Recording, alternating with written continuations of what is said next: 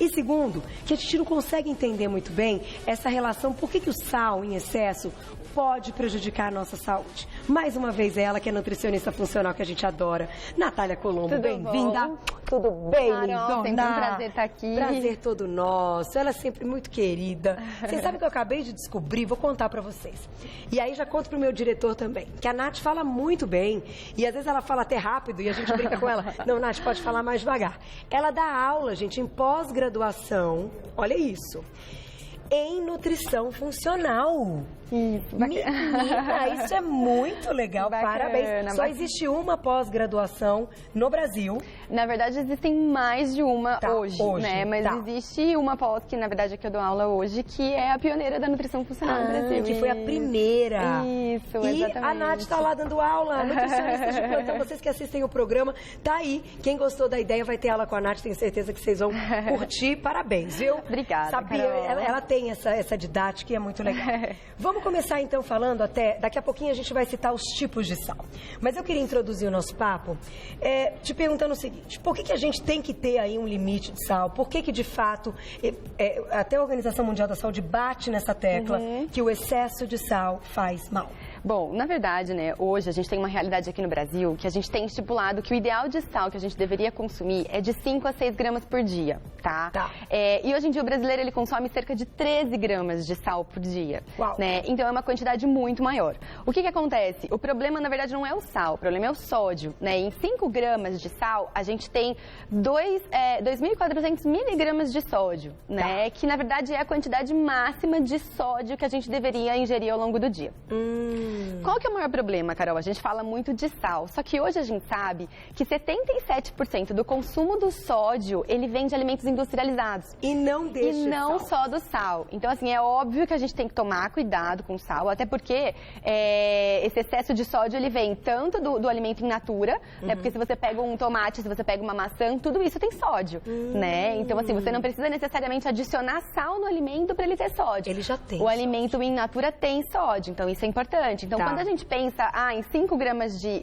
a gente fala de sal, mas quando a gente pensa em 2.400 miligramas de sódio, a gente tem que considerar que o sódio está vindo de todos os lugares. Então, está vindo do alimento in natura, está vindo do sal que ele acrescenta na comida, está vindo daquela bolacha recheada que ele está consumindo, né? E também é importante a gente lembrar que o sódio, ele não está só presente no alimento salgado, né? Então, então eu não vou mais comer batatinha frita, sei lá, dessas de saquinho, porque tem muito sódio. Mas a bolacha recheada também tem, o bolo que você compra também tem. Por quê? Porque o sódio, ele é super importante para a conservação do alimento.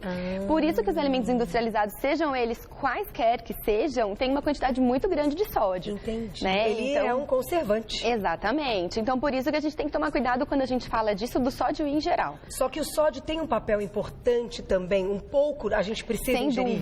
Sem dúvida. A gente precisa do sódio para um monte de funções. Então, ele regula, por exemplo, a nossa pressão arterial, que a gente sabe que o excesso do sal, ele vai fazer mal para isso, mas a quantidade suficiente é importante para isso, para o funcionamento do nosso sistema nervoso. Então, assim, ele tem um monte de funções importantes. É importante você consumir. O problema é o excesso do sal, né? E aí, o excesso do sal é aquilo que a gente vê. O que acontece? O sal, ele puxa a água. Quando ele puxa a água, o que acontece? Ele acaba deixando o nosso sangue mais viscoso. Então, ele dificulta a passagem do sangue pelas nossas veias, artérias e acaba aumentando a pressão arterial.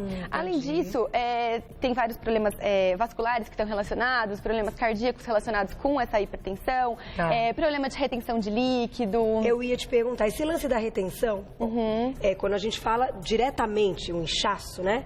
Ele está ligado diretamente a um consumo maior de sódio, ou, porque eu já ouvi, acho que foi em alguma pauta do Dr. Roberto, eu não estou me lembrando, que também existe um lance que tem que ter um equilíbrio, que tem, o potássio, que tem que ter um equilíbrio com o sódio. Queria que você explicasse isso de novo. Eu me lembro que tem uma história dessa que é importante. Exatamente. É assim, quando a gente fala de inchaço, de retenção de líquido, todo mundo pensa no sal. Mas não é só o sal, na verdade, esse inchaço, ele pode estar sendo causado por 1 milhão de coisas, né? Tem questões hormonais que podem influenciar, tem questões alimentares, tem nível de inflamação do organismo, tem um monte de coisa que pode influenciar.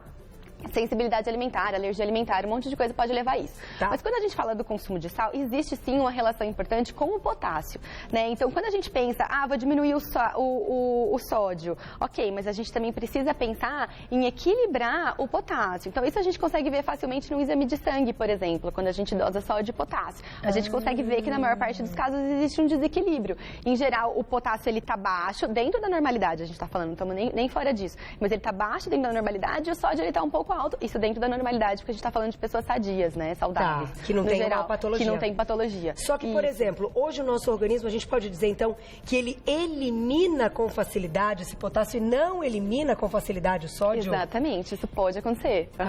Isso pode o sódio acontecer. dá uma sabotada. Exato. E, na verdade, assim, isso é muito... Não acontece em todos os casos, isso vai depender muito do tipo de alimentação da pessoa, da quantidade de sódio que a pessoa elimina, da quantidade de líquido que a pessoa toma, né? Mas isso geralmente acontece. E essa quantidade que você explicou dos 5 gramas dia continua sendo o limite da Organização Mundial da Saúde. Exatamente. Que é uma tampinha da caneta Bic. Exatamente. Aquela a tampinha azulzinha, se você botar sal ali, dá exatamente 5 gramas, né? Exatamente. Então, se tiver uma ali pra você controlando durante o dia, mas ninguém faz isso, mas né, é uma ideia, né? Exato. E ainda assim, né, o que a gente fala, a gente ainda tem que tomar um pouco de cuidado, porque a gente está falando daí do sal, mas a gente tem que lembrar dos alimentos industrializados, porque tem muita gente que come muito alimento industrializado. Quase o dia todo. Né? Exato. Então, assim, qualquer coisa que você adicione de sal na sua dieta, já vai estar a mais.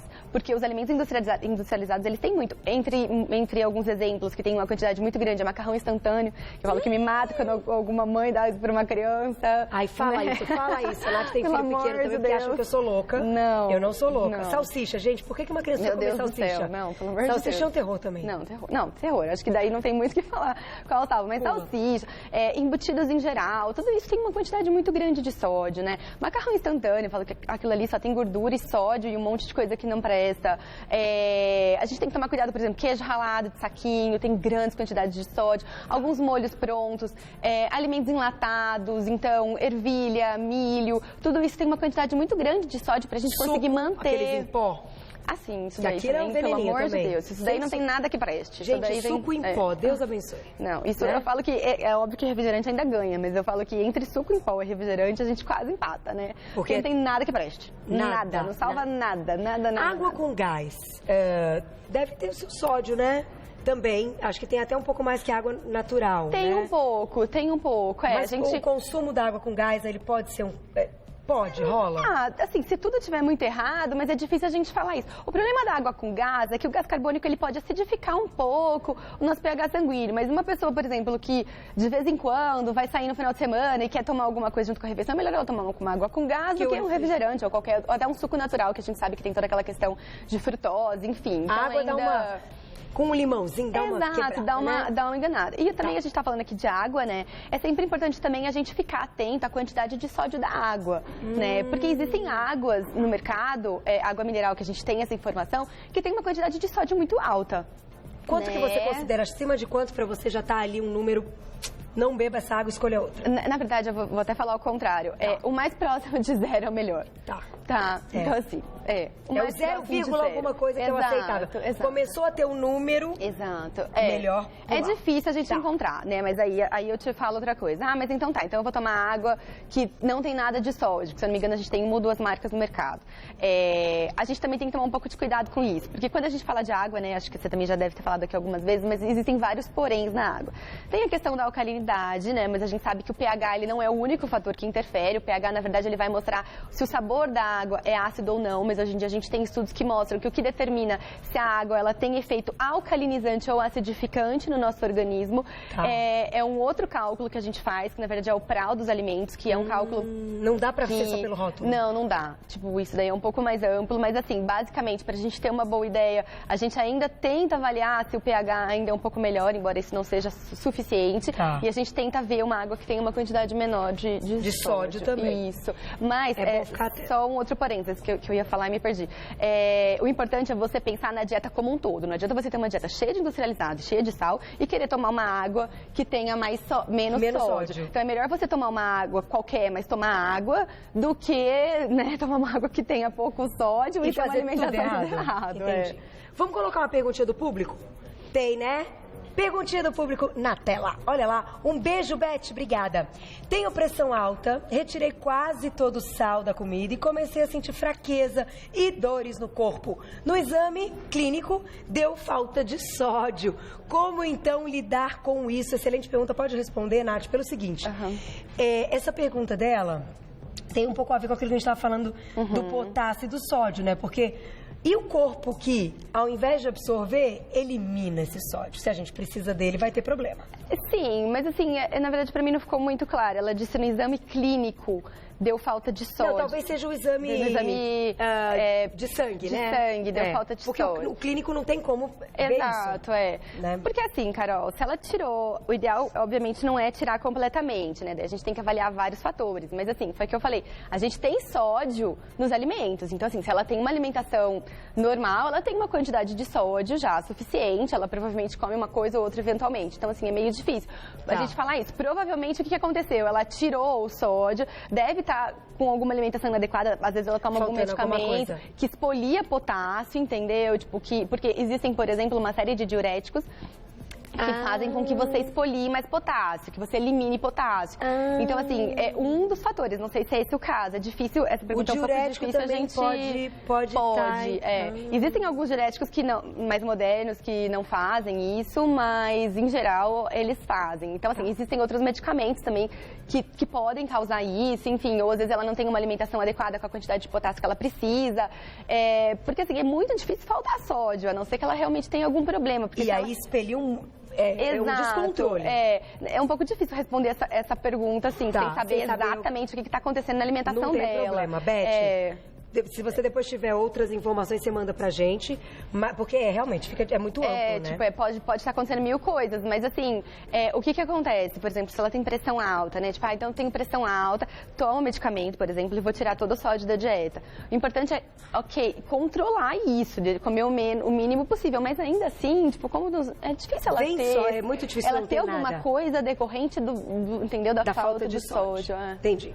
Agora, do lado de cá, que tá bonitinho demais, a gente continua falando de sal e de sódio, só que um pouco das características, né, e até propriedades dos sais que a gente encontra hoje. Vamos começar aqui, ó, adoro essa brincadeira.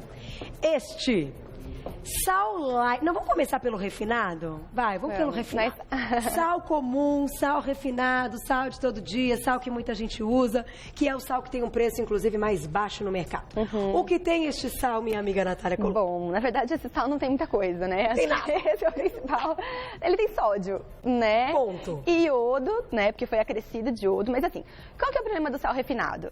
Como todos os alimentos refinados que a gente fala, açúcar refinado, arroz refinado, é um alimento que passa por um processo, né? Então, ele passa por um processo de refinamento, ele passa por um processo de branqueamento e ele passa por um processo de purificação. São 3 processos que ele passa. Isso é tudo químico?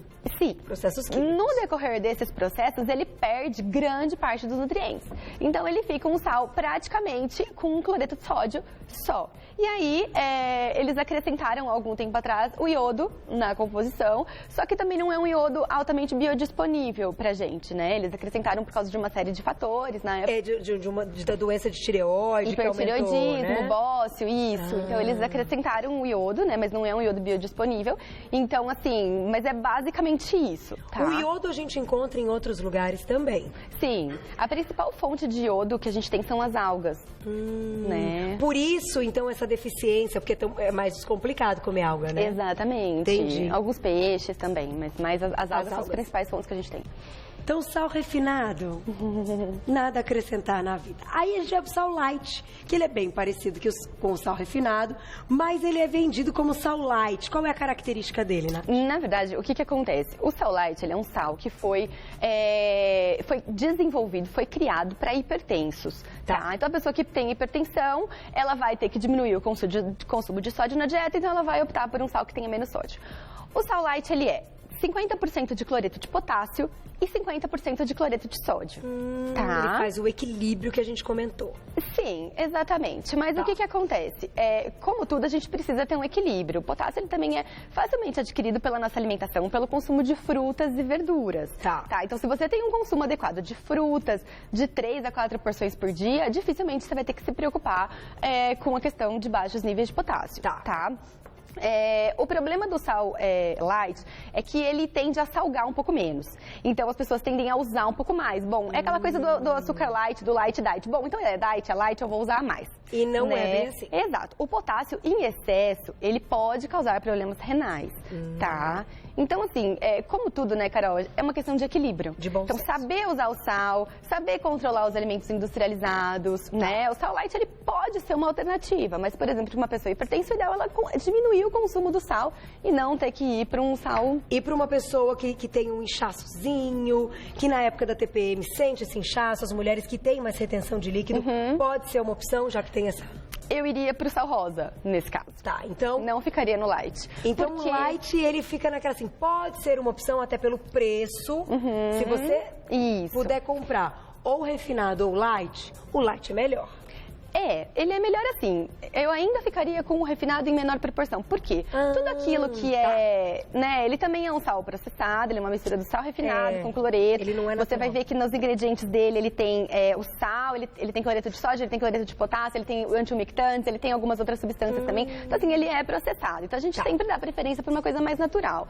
Até depois eu vou dar algumas dicas de algumas coisas pra gente diminuir um pouco essa questão do sal na dieta. Então, eu ainda prefiro que fique com o mais natural possível. Mais natural possível e o mínimo possível. Uma outra coisa também super importante até pra gente citar é que assim, o nosso paladar se acostuma com tudo que a gente dá pra ele.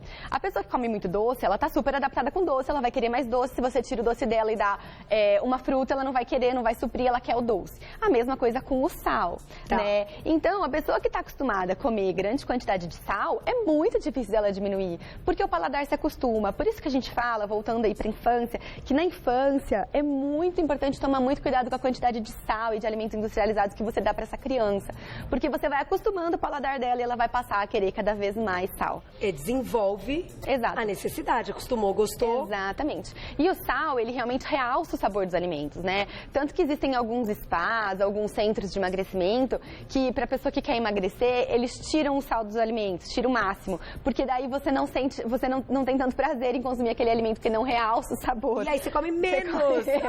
É uma tática também para quem tá querendo emagrecer. Não deixa de ser. Jura que tem spa que faz isso, então? Exatamente. Não, é tudo sem nada, só pode ir instantinho. Aí sai, nossa, aqui não tá bom, você já come. Exatamente. Legal. É uma tática. Vamos pro sal rosa, então? A gente tem esse sal lindo, que deixou a mesa aqui um espetáculo.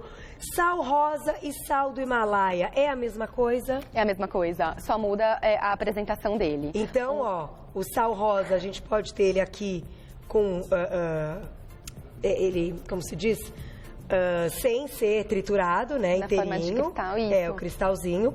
E o sal do Himalaia que tá aqui na colher, que ele já está trituradinho, né? A gente já moeu, assim, que é aquele que a gente faz na hora que tá aí. Então, é a mesma coisa. Isso, uma observação importante, Carol, é porque assim, ó, o sal convencional, ele tem um pouco de antiumectante, é uma substância antiumectante para não deixar ele derreter, né? Você percebe que o sal rosa, geralmente, o sal do Himalaia, a gente geralmente encontra ele dessa forma para você moer na hora. Isso. Dificilmente você encontra ele dessa forma. Você até encontra, mas é mais difícil. Por quê? Porque como ele é muito natural, se você deixa ele próximo de algum lugar muito quente ou que tenha muita alteração de temperatura, ele fica úmido, ele começa a derreter.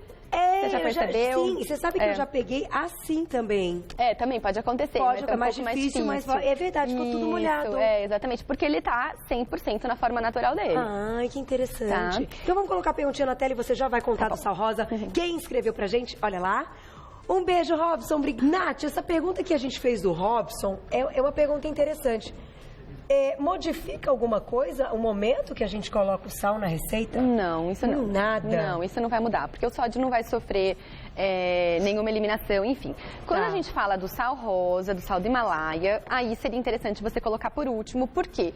Porque a gente vai ver que o sal do Himalaia, ele tem 80 minerais. Então, assim, ele tem muita coisa. 80 minerais é muita coisa. Exatamente. E ele tem uma quantidade de sódio muito inferior. Enquanto o sal, 1 grama do sal convencional tem, em média, 440 miligramas de sódio, o sal do Himalaia, ele vai ter aí 250, 280, mais ou menos. É muito menos? É muito menos. Legal! É muito menos. Por isso ele é a melhor opção atualmente. Exatamente, a melhor opção que a gente tem. O sal rosa, o sal do Himalaia. Exatamente. A gente já vai falar do sal marinho, vamos segurar o sal marinho, marca que a gente já faça uma receita. Ah, legal, tá. Mas pode terminar de explicar do sal rosa. Então, o sal rosa é importante a gente saber disso. Sempre, uma outra coisa que a gente fala do sal também é que o sal, ele acidifica o pH sanguíneo, né, quando consumir em excesso. O sal marinho, ele tem o inverso, ele ajuda na alcalinização. Por quê? Porque ele tem uma quantidade muito grande de minerais. Então, ele ajuda no poder desintoxicante do nosso organismo, ele melhora a saúde óssea, melhora a saúde cardiovascular, não contribui para a retenção de líquido. Só que por ele ter menos sódio, ele não salga tanto, né? Ele não dá aquele aspecto como que é o sal marinho. Isso. Agora, o sal marinho não é o sal grosso triturado? Sim, exatamente. É o mesmo sal. Então, aqui, ó, gente, sal grosso, sal marinho. É o mesmo sal. Então, às vezes você tá comprando mais caro, sal marinho e tal. Você comprar um saco de sal grosso, colocar no moedor e moer na hora, você tem o sal marinho. Exatamente. Isso é uma boa opção, Nath? É a mesma coisa. Sim, é melhor do que o sal refinado, tá? Só que ele tem a mesma quantidade de sódio, só que ele tem mais nutriente. Tá legal. Tá? Mas o campeão é o sal rosa. E aí a gente tem o sal negro, né? O sal negro, ele também não tem muita diferença em termos de... Bonito, hein? Ele é bonito. Ele não tem muita diferença em termos de sódio, tá? Ele tem pouco menos, ele tem aí 370, 380 miligramas de sódio por grama.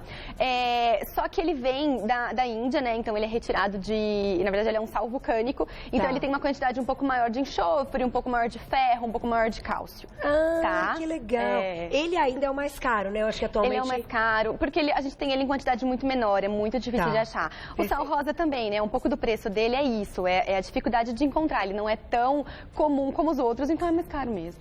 Vamos lá, vamos para nossa receitinha. Tem 3 receitas. Vamos. Quem quiser vai mandando perguntinha até o final da pauta, dá para colocar mais uma. Vamos começar pelo sal verde. Qual é o verde? É aquele. Na verdade, essas receitas, elas são receitas super simples, tá? E na verdade, o que elas vão fazer? Elas vão agregar valor para o alimento, né? E você acaba precisando de menos sódio. Tá. Então, deixa só os meninos mostrarem por cima. Tá, lógico. Só para eu falar os ingredientes rapidinho, ó. Aqui a gente tem, que você deve ter em casa, 1 colher de sopa de alecrim desidratado. A gente tem 1 colher de sopa de manjericão desidratado. 1 colher de sopa de orégano desidratado, tá aí na tela a nossa receitinha. 1 colher de sopa de salsinha desidratada e 1 colher de sopa de gersal, que vocês já vão saber o que é. Fotografem a tela para vocês terem esta receita. É a coisa mais fácil, gente. Essa telinha que a gente está fazendo para vocês agora desse jeito é para você pegar o seu celular e fotografar a tela da TV. Você fica com a foto e com a receita. E aí você não perde tempo.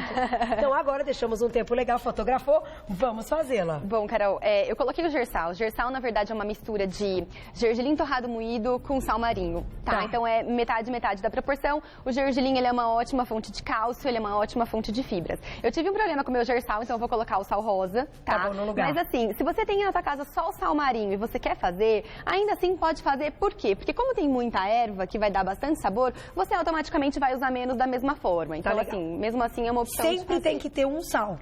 Sempre tem que ter. Só que a quantidade das outras coisas é bem maior que a quantidade do sal. Exatamente. Né?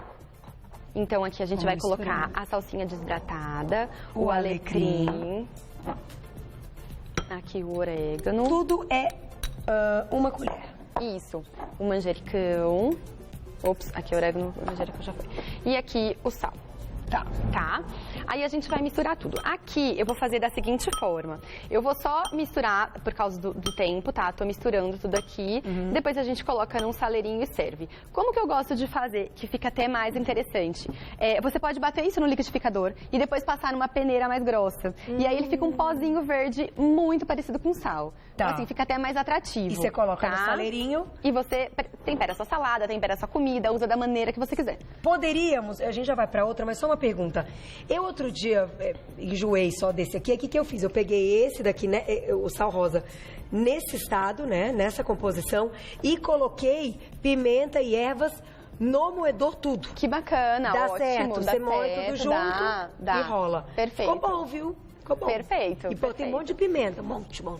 Quando você coloca qualquer outra coisa, você diminui a quantidade de sal que você precisa, porque você dá mais sabor, né? Vamos para uma pasta funcional sem sal. Olha que legal essa, hein? Vamos colocar na tela a receitinha, vamos lá. Se você quiser ir fazendo, pode, Nath.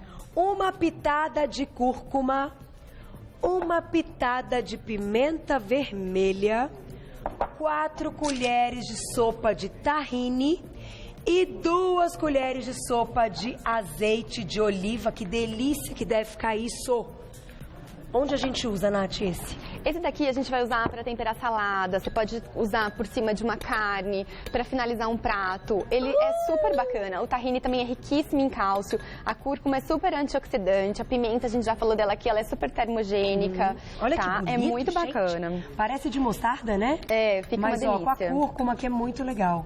Tá aí, super molinho e não tem sal. O importante é você usar coisas que agreguem sabor para você conseguir usar cada vez menos sal. Tá. Tempero, então, para substituir o sal. Vamos colocar a receitinha?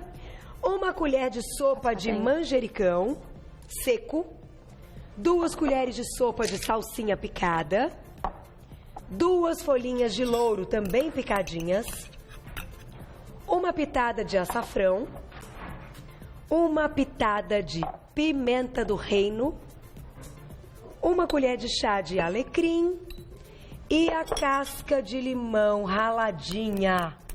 Que delícia! Aí vai o louro também, olha. Vai um lourinho quebradinho. Vamos misturar tudo. E aí não tem sal. Aqui não tem nada de sal. A mesma coisa, tá? A gente pode deixar dessa forma ou a gente pode processar. E aí o que você vai fazer? Quando você for temperar uma carne, um peixe, qualquer tipo de coisa que você vai colocar, você deixa marinando. Você pode pôr um pouquinho de suco de limão, um pouquinho de azeite, esse monte de tempero e deixa lá durante uma meia hora antes de você fazer, antes de você grelhar, preparar. Exatamente, vai dar um sabor super diferente. A casca de limão poderia ser substituída pela casca de laranja, que também dá outro sabor. Muda completamente a preparação. E olha, são todos aromas deliciosos. Deixa eu botar os 3 juntos aqui, ó, pra gente fechar, pra facilitar pros meninos. Deixa eu passar os potinhos pra cá, ó. Esse, então, é o substituto do sal. Este é a pasta sem sal, para você colocar como tempero.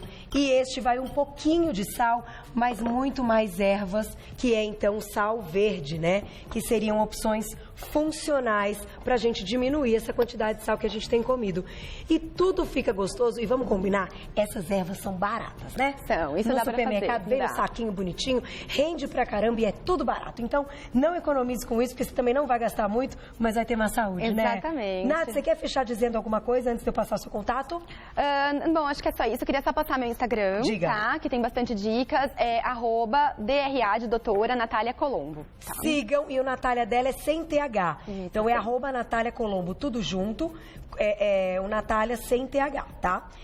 E o site www.nc de Natália Colombo, nutre.com.br, www.ncnutre.com.br. Mais uma vez arrasando, ela que tem doutorado, que dá aula, agora descobri que dá aula em pós-graduação, super bacana, super competente. Mais uma vez, muito obrigada. As dúvidas que chegaram lá no nosso Eu que agradeço. Eu sei que você responde com super carinho. Pode deixar. Um beijo pra vocês, obrigada pelo carinho, obrigada pela companhia. A gente volta ao vivo na segunda-feira. Eu desejo, uma Páscoa maravilhosa, um momento único de reflexão e de amor. É isso que a gente precisa e é isso que tá faltando. E amanhã, programa lindo que a gente deixou especialmente pra você. Um beijo, ótimo final de semana e uma Páscoa cheia de amor. Até lá, até segunda. Fica com Kátia Fonseca. Tchau, tchau.